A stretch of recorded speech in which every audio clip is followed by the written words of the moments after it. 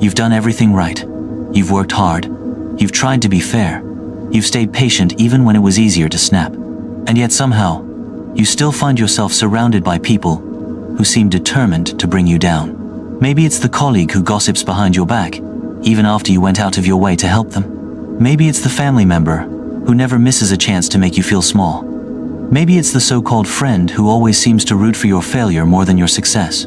You tell yourself you're stronger than this, that you'll rise above it. And then, one careless comment, one backhanded compliment, one moment of betrayal, and suddenly, it feels like a knife twisting in your chest. You're left wondering, not just, why are people like this, but something even heavier. Is there something wrong with me for letting it hurt? This feeling, this quiet, hidden ache, isn't new. It isn't modern. It isn't because of social media, or politics, or the so-called decay of society. It's part of being human. And nearly 2,000 years ago, in a world without internet, without cities stretching to the sky, without the noise of 24-hour news, a man named Marcus Aurelius sat with that same ache burning inside him. A man who ruled over the greatest empire on earth and still couldn't escape betrayal, envy, selfishness, cruelty.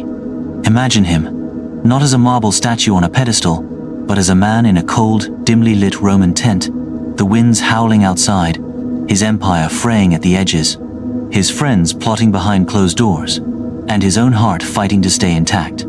It's in that darkness that he wrote to himself words that were never meant to be published, never meant to make him famous, but simply meant to keep him sane. Quote, "When you wake up in the morning, tell yourself, today I will meet people who are selfish, ungrateful, arrogant, deceitful, envious, and unsocial."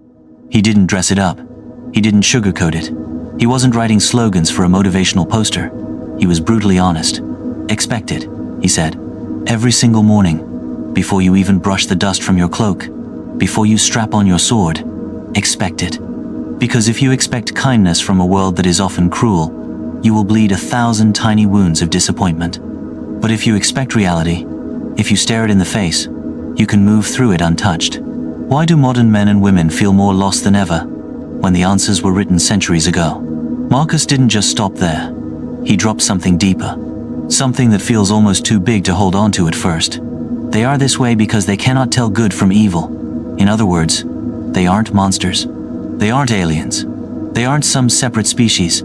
They are you, twisted a little, blinded a little, hardened by wounds you can't see. The man who lies about you? Maybe he grew up being taught that truth was dangerous.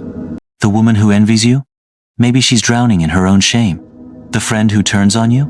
Maybe he's never known loyalty himself. Marcus realized something terrifying and freeing at the same time. The line between good and evil isn't between them and us. It runs through every human heart, yours included.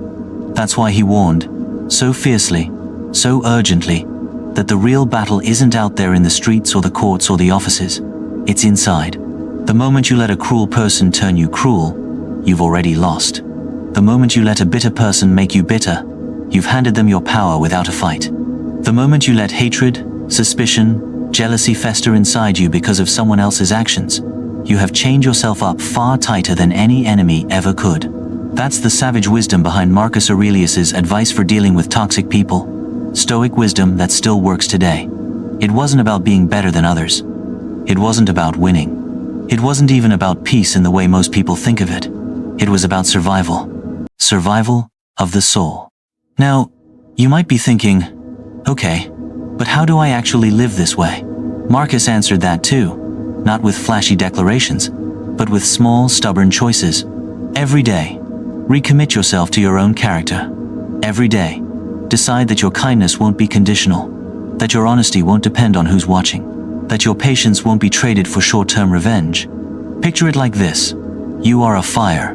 The ugliness of others, the betrayal, the selfishness, the cruelty, is fuel. If you handle it right, it feeds you. It strengthens you. It makes your light burn brighter. But if you let it, it can also smother you, turn your flame to ash. The choice is yours. Every day, every hour. There's a man I knew, let's call him Sam. Sam was a good guy. Reliable. Honest. The kind of guy who held doors open, remembered birthdays, lent money without being asked. And still, Life threw everything it had at him. Friends who borrowed and never paid back. Co-workers who stole his ideas. Bosses who overlooked him, promoted the loud mouths instead. For a long time, Sam grew hard, cold. Why bother?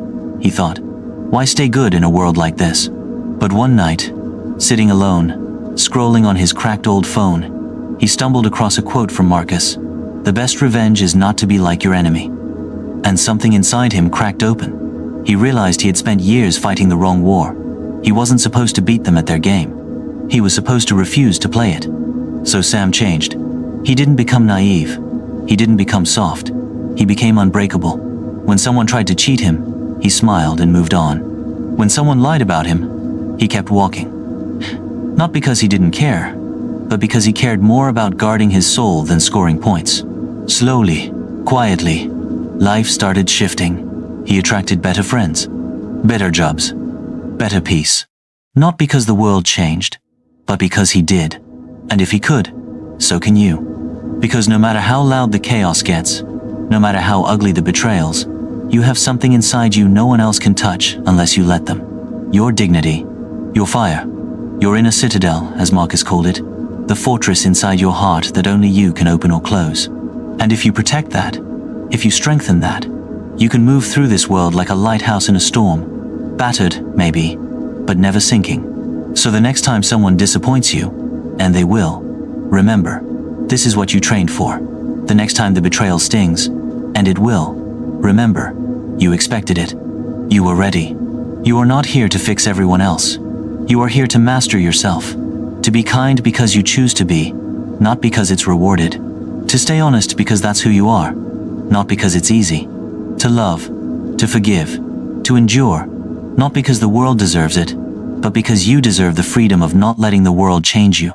If this speaks to you, if it lights even a tiny spark in the parts of you that feel exhausted or bitter or broken, wait till you hear what else Marcus Aurelius taught about how to build an unshakable soul, a soul so rooted, so strong, that no storm can tear it apart. Because in the end, survival isn't about building walls, it's about building a heart that can walk through fire and still choose to shine. Just like Marcus did, nearly 2,000 years ago, and just like you can, starting today.